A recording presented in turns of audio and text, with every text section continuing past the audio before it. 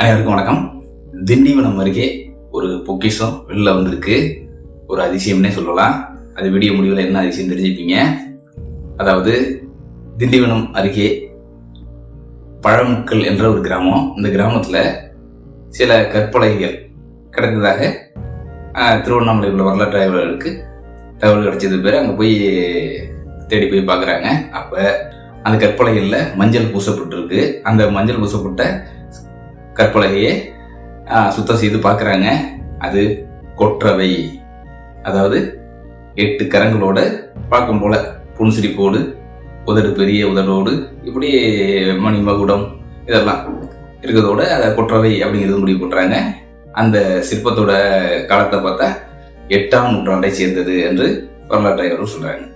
இது பல்லவர் காலத்தை சேர்ந்தது, பல்லவர் கால கொற்றவை. அதிலிருந்து கொஞ்ச தூரத்துல ஒரு 2 கற்பலகைகள், அதுல ஒரு கற்பலகைகள் முருகன் சிலை. இது என்ன அதிசயம் பார்த்தீங்கன்னா, பல்லவர் காலத்துல உள்ள முருகன், அதாவது இதுவும் 8ஆம் நூற்றாண்டை சேர்ந்தது. அந்த முருகன் என்ன பார்த்தீங்கன்னா, யானை மீது அமர்ந்து வருவது போல அந்த சிற்பம், புடைப்பு சிற்பம் உள்ளது. இதுல இன்னொரு விசேஷமானதுன்னா, இடது பக்கம் சேவல் கொடி வைக்கப்பட்டுள்ளது அந்த முருகனுக்கு. இந்த சேவல் கொடி இருப்பதுங்கிறது பல்லவர் காலத்துல உள்ள முருகனுக்கு இது ஒரு அரிதான ஒன்று. அடுத்து சிறிது தூரத்துல விநாயகர் புடைப்பு சிற்பமாக ஒரு கற்பலகை, இப்படி 3 கற்பலகை. அது மட்டும் இல்லாம இதோட ஒட்டு உடைந்த ஒரு நந்தியும் கண்டெடுக்கப்படுது. அப்ப இதெல்லாம் வைத்து பார்க்கும் பொழுது பல்லவர் காலத்துல, அதாவது 8ஆம் நூற்றாண்டுல திண்டிவனம் அருகே உள்ள அந்த பழமுக்கல் கிராமத்துல பல்லவர் காலத்தை சேர்ந்த ஒரு பிரம்மாண்டமான ஒரு கோயில் இருந்ததற்கான அடையாளங்கள் இதெல்லாம் இப்ப வெளில வந்திருக்கு. இப்ப அந்த கோயிலெல்லாம் அழிந்து போய்விட்டது.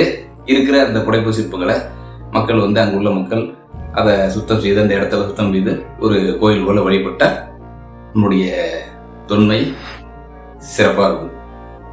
ஒரு வரலாற்று துளி. இந்த வீடியோ அப்படிங்கிறத மறக்காம சொல்லுங்க. இந்த வீடியோ லைக் கொடுத்துங்க, ஃப்ரெண்ட் ஷேர் பண்ணுங்க. சேனல் சப்ஸ்கிரைப் பண்ண போகிறவங்க சப்ஸ்கிரைப் பண்ணுவாங்க. வேற ஒரு வீடியோ சந்திப்போம். நன்றி.